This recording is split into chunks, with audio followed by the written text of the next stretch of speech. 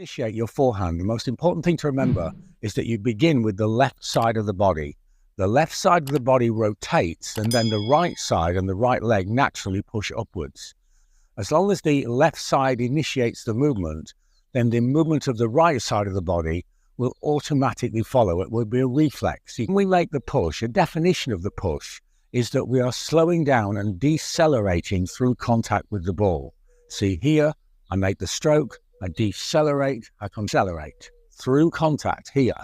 If we accelerate through contact, then we're going to put more spin on the ball, have more speed, and although it's kind of counterintuitive, we'll get more control even though there's more power.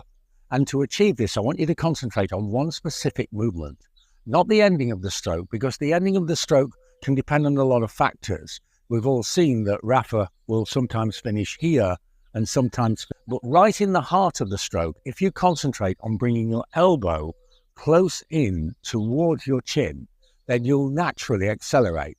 You see, I go back here, and now I push through and bring the elbow and the chin close together. I initiate with the left side, very important. I initiate with the left side and then close this space. And here you can see we initiate with the left side and close the space. And now I'll have acceleration through the stroke, but it will bring more spin than speed, and so I'll have control and power. So put the two movements together, the movement of the body, the initiation of the left side, and then make sure that you're not decelerating, you're accelerating through the ball by closing this one direction. But with angular momentum, we actually have one force traveling here, one force traveling there, and one force traveling there. They collide, and you have an explosion of energy, and they can break rocks with their hands without hurting themselves. The racket, the hand, and the arm are moving as one. See here, as they move as one. And what we need is the racket, the hand, the forearm, and upper arm to all move in different directions. But if this isn't natural for you, it's because that's got to happen with perfect timing. A great way of doing this is to think about pointing the butt cap of the racket at the ball right in the heart of the serve. You see, if I make the ball toss, and then as the racket goes up and behind me, I quickly point the butt cap at the ball, then now I will have broken all of the segments of the arm and the racket into different directions. Throwing the racket within the stroke is a very unnatural movement for a lot of people. But what we've got to understand is that pulling and throwing are almost identical. So if I imagine that instead of pushing against a resistance in front of me, the ball that's going to come, if I imagine that somebody is holding my racket from behind me, and now I have to rip the racket out of their hands and pull through the stroke. And the stroke will then have a totally different feeling. Your body should be in sync.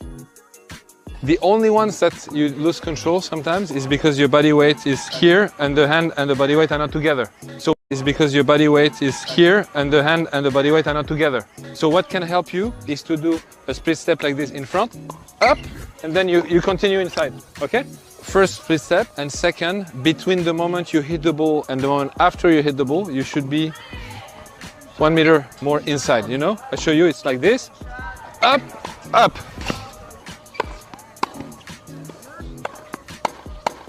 Bravo. How that will work is basically when I coil, I'm going to do one other action, which is push against the ground. By pushing against the ground now, I'm storing energy in my legs, basically my knees and my calves. So I can now push against that and uncoil, and then start using that uncoil to pull my hips through. That's going to pull my shoulder through. That if I'm relaxed, it's going to pull my arm through. And that's how you can create a ton of racket at speed. But versus here, I pretty much already got the racket back. And here, I pretty much haven't really moved the racket, and I'm creating a ton of racket at speed. Now, if you're at the moment of contact on any shot in tennis, but especially the forehand, is stability. And the way we get stability on the forehand is by wrist extension. Basically, wrist extension means that the wrist is going to be moving upwards in a position like this. So you can picture yourself hitting the ball with your hand. When the hand is extended, this is a very stable position. It really happens on all high-level forehands, including Roger Federer and Rafael Nadal, is that the wrist is stable at the moment of contact and shortly afterwards. Frame. So you take the frame when the player makes contact. Now the second frame is going to look like this. The third frame is going to look like this. So there's going to be absolutely no movement of the wrist shortly after contact. The ball has already left the racket and the wrist remains in a stable position for 2 to 3 frames afterwards. However, at this point is where the wrist or the forearm gets activated. So yes, there will be some pronation of the forearm in some instances, and yes, there might be some movement of the wrist in some instances as well. But the fact is that the wrist is absolutely not. Achieve that is if you're able to swing the racket head faster. The faster your racket head, the faster the ball. Without the ball, and trying to make the racket swish. You want to make sure that you're holding the racket loosely. If you're pressing on the racket, you're not going to be able to swing efficiently. So stay loose and try to use your whole body to let the racket swing. Timing of the acceleration is key. So you want to go slow, and then once you get close to the ball, you want to go really fast. So it's got to be slow to fast. So when you're practicing your shadow swinging, make sure that you're going slow back, and then once the racket drops and you're getting close to the contact point, that's where you're going to go 100%.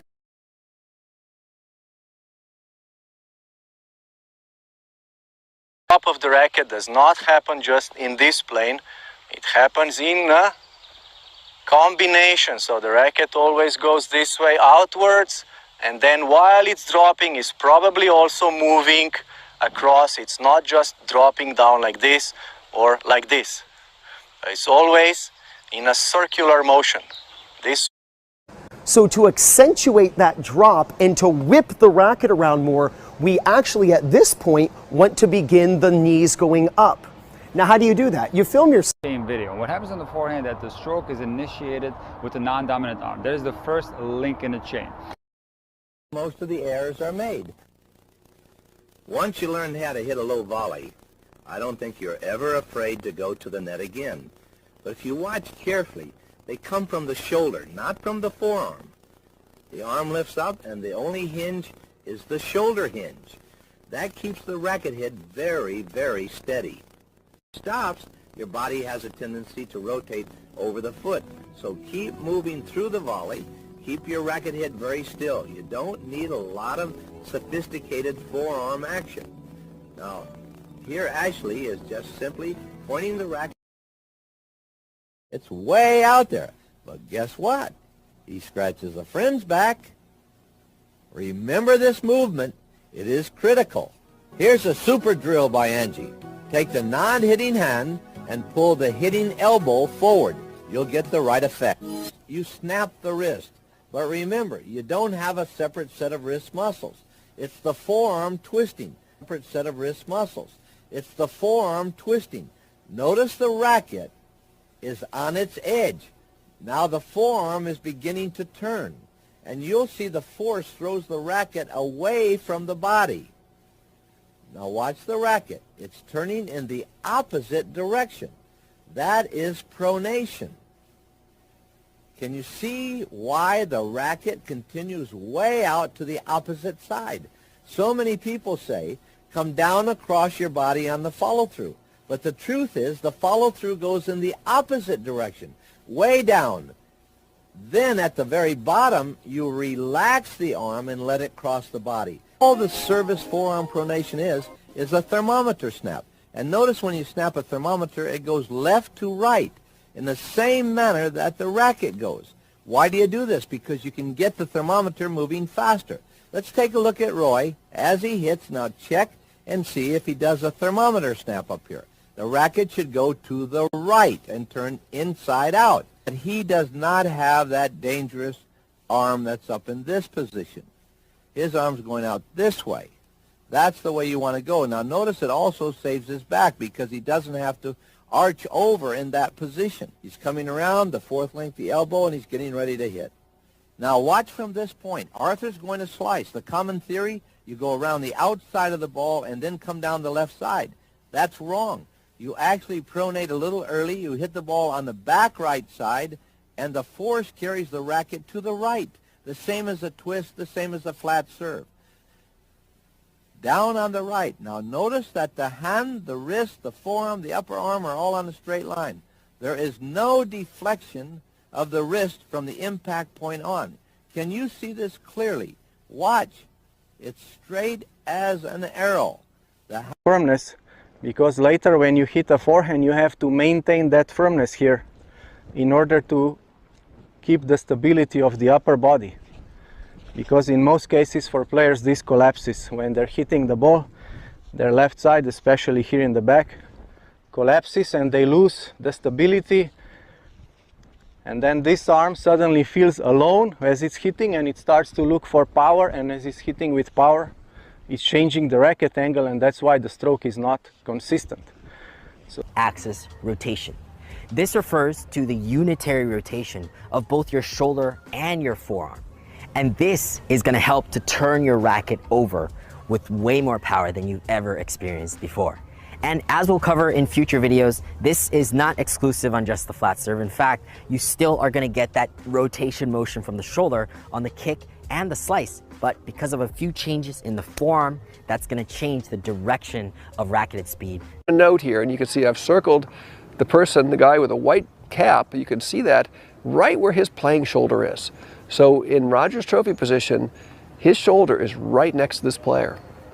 And now when we move to the next picture, which is at the point where the racket has reached the bottom of the racket drop, look how much his shoulder has moved from the cap where it originally was placed. Wow, that's critical.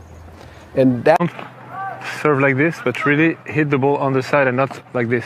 If you do that, hit it there, like that on the side, then the ball's going to turn like this so fast, and when it's going to touch the ground, it's going to go straight to the side, and that's what we want. More or less spin. It's just about, this is zero spin, a little bit, more, a lot. And this is frame. So if we want to hear the good sound, this one, you have to be closer to frame. You're going to aim at the tee, but you're going to hit the ball with this. But imagine there is a line that goes here, from here to here, okay? And your body turns around it, okay? So this stays, but the upper body turns around the line. This is what, this has to be, yes. Head here, so here, very close, okay? Don't initiate it with the head. It's the racket that brings the rest. Make sure that you have this acceleration here with the wrist, and you finish there. And you have a good, so you have a good rotation. Yes, very good. Is what happens to the racket at the exact moment of contact. If the racket goes horizontally across the ball like this, and you can focus on the tip of my racket, this means that the ball is going to be struck flat. For example, if you feed a ball out of your hand, this is usually the flattest ball there is. It's a very horizontal delivery. As soon as that racket starts to travel vertically across the ball, now we are imparting topspin as the ball has. So what happens on a heavy topspin forehand is that the tip of the racket will stay more towards the outside as the racket is going up. So this is the swing path on almost all ATP forehands, is the racket will go around the body like this. So the tip of the racket never comes through in this fashion.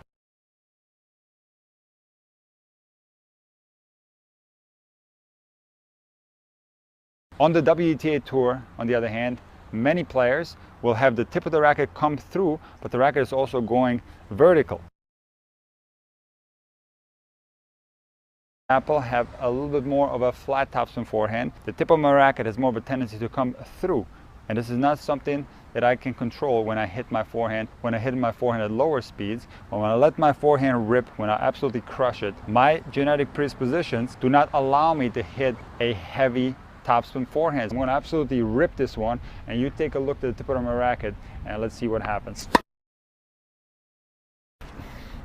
So I actually have no idea what happened to the tip of my racket on that forehand, because that part of the forehand happens too fast, but I'm pretty sure that the tip of the racket went a little bit through the ball before I came across this way. No matter what type of follow through you have to do, if you can make this follow through, again the elbow is very far from my body, or maybe this follow through, again the elbow is very far from my body. On this follow through, again the elbow is far from my body. The only exception is when you're approaching to the net and you make a forehand approach and you want not to add a lot of spin on the ball. Sometimes we finish on the follow through and the elbow is close to our body.